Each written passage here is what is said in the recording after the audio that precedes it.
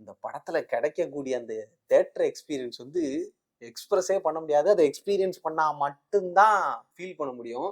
நம்ம சின்ன வயசுல டிவியில பார்த்த ரெஸ்லிங்க ஸ்க்ரீன்ல அதை பார்க்கும்போது அது கிடைக்கிற எக்ஸைட்மெண்ட்டு நமக்கு அந்த சைல்ட்ஹுட் மெமரிஸ் அப்படியே ரீகலெக்ட் பண்ற மாதிரி இருக்கிறது. டே இவராட இவன் ஸ்மாக்டா அப்படின்ட்டு அந்த இன்ட்ரோல் பிளாக்ல ஒரு 25 நிமிஷம் நம்மளை வந்து ஒரு ஒரு எக்ஸைட்மெண்ட்டின் பீக்குக்கு கொண்டு போயிருப்பாங்க.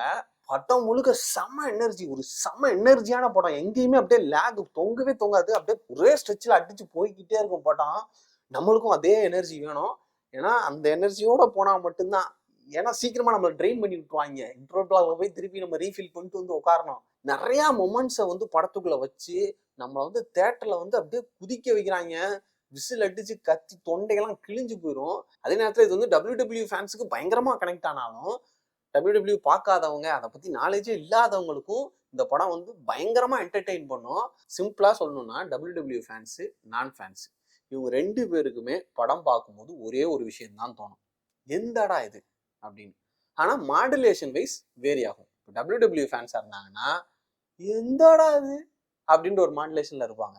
அதுவே நான் ஃபேன்ஸா இருந்தாங்கன்னா எந்தடா இது அப்படின்ற ஒரு மாடுலேஷன்ல இருப்பாங்க. மாடுலேஷன் வைஸ் எக்ஸைட்மெண்ட் வேரி ஆனாலும் படத்துல கிடைக்கக்கூடிய என்டர்டெயின்மெண்ட் எல்லாருக்குமே சேர்ந்தா அடி ஒளியா இருக்கும்.